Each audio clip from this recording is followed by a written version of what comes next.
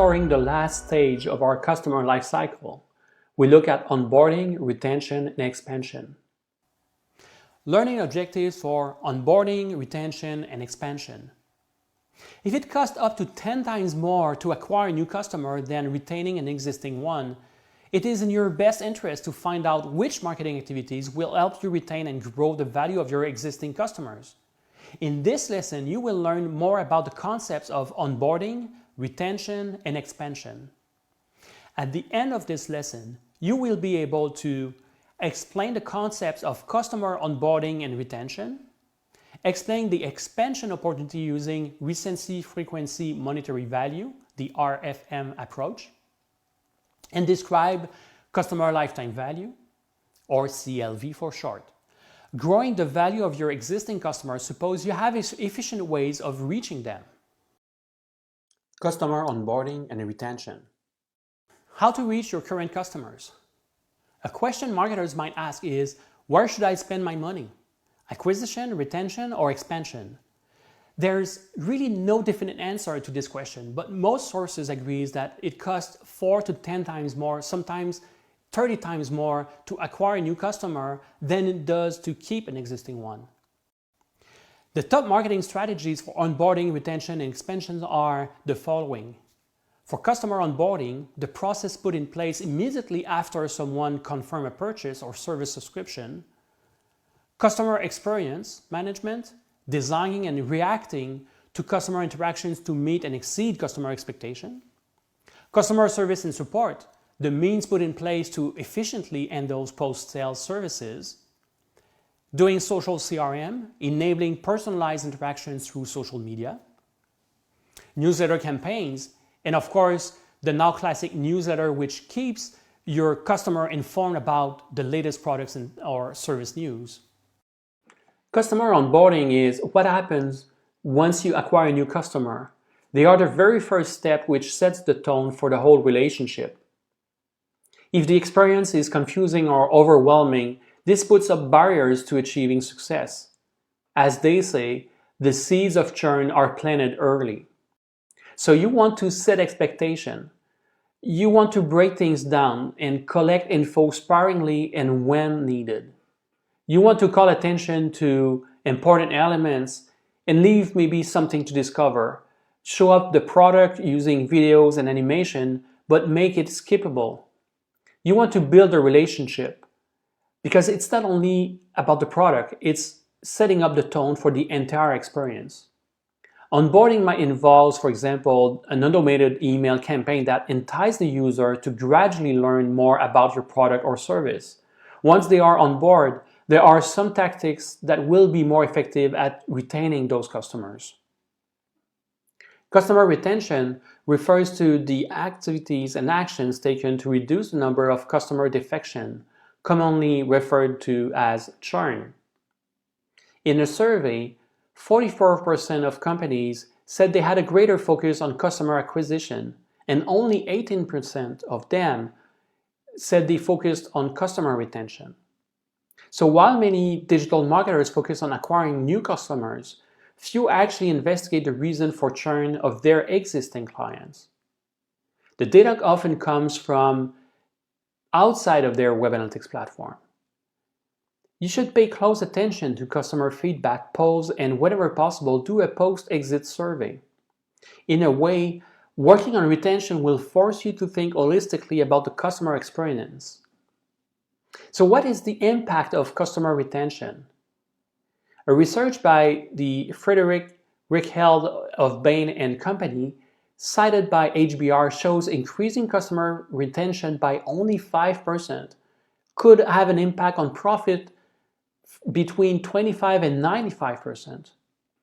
So customer expansion pertains to the increase in the share of wallet of existing customers by offering complementary products and services. Given those numbers, why aren't marketers more focused on retention and expansion? The most effective digital marketing tactics for customer retention are by far email campaign, which remains number one, social media marketing, content marketing, and to a bit of a lesser extent, referral marketing. So some channels and tactics are more effective to entice a positive response from your target audience, which in this case are your existing customers. Again, this is something you would see in your channel performance reports by drilling down into specific marketing activities like source, medium, and campaign. Of course, there are marketing campaigns aimed at retaining customers, but remember, customers do not see each activity in a disconnected vacuum. They consider their whole experience, and this includes specific features of your website or mobile apps that are aimed at servicing your customers. So retention and self-service features are also very important in retaining and growing your customer base. Those are just some examples of features which your customers will use, and you can be creative about other services that will please and delight your customers. Site search can reveal a host of information about the issues customers are facing, and it is ripe with interesting data about what they are looking for, whether they find it or not, whether they leave the site because they can't find their answer, or how many times they need to refine their search before they find the answer. Your knowledge base is also an area where you can learn about the top issues and use a qualitative measure of satisfaction like, did this answer your question? Or how would you rate this knowledge base article? Net Promoter Score, or NPS for short, is an easy measure of how likely your customers are to recommend you. This is a good proxy for customer satisfaction and potential growth. Of course, monitoring and answering on social media is also a very valuable way of retention and growing visibility on social media. Those are digital activities, but again, think holistically about your customers. They are likely interacting in other ways. Remember this thing we call a phone? It's still very valuable.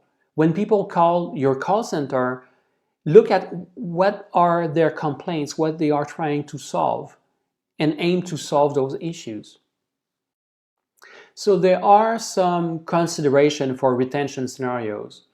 When focusing on retention, non-digital channels such as call center or other touchpoints where there are opportunities to listen to your customers should also be considered. The call center is a valuable source of information, but also embedding yourself in direct customer conversation and interaction is a very valuable way of learning more about your customers. If you are not listening to what your customers are telling you, you should start today with a very simple poll. So surveys and polls are an easy way to learn more about your customers. There are essentially 3 questions you need to ask. The first one is, why are you here today? What is your purpose of visit? Why are you visiting our website? The second question is, were you able to complete your task? If you came with a purpose in mind, were you able to actually complete it? And if it didn't work, why not? What happened? Can you provide more feedback? So with 3 very simple questions, you can actually learn a lot about what are the roadblocks for your customers. Expansion opportunity using recency, frequency, monetary value, or the RFM approach. Expansion opportunity using the RFM approach. The recency, frequency, monetary model, RFM for short, indicates which customers are more likely to respond positively to future engagement and marketing offers. The model is brilliantly simple.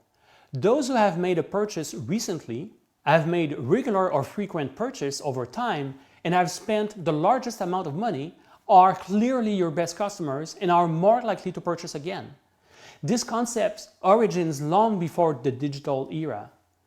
In the times of paper catalogs, this approach was used to cluster customers into groups, that is, segments, and optimize offering based on various criteria like champions, loyal customers, promising customers, at-risk customers, or lost customers.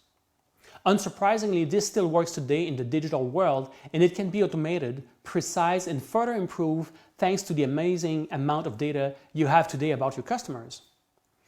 If time is scarce and you can't create complex segmentation models, start by segmenting based on RFM, tailor your campaigns based on those groups, and it will be immensely beneficial.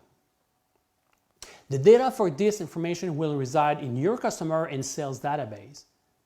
But we have seen some companies develop a variation of this concept using just their web analytics data, recency of the last session, how many sessions they did in the past, and online goals value completed.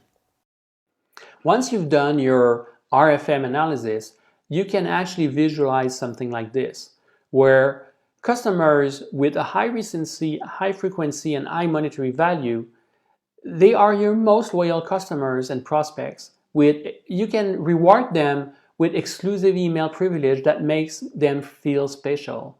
For example, some retailers automatically offer free shipping and other perks to their best online customers. If there's a high recency, low frequency, and low monetary value, this segment includes your newest customers or subscribers. Give them a good first impression of your company with welcome offers, product usage tips, or other information that newbies would find helpful. And at the bottom of the scale, if you have low recency, low frequency, and low monetary value, as in direct marketing, your least engaged recipients simply may not be worth mailing to. But in email marketing, they may be great candidates for a re-opt-in campaign.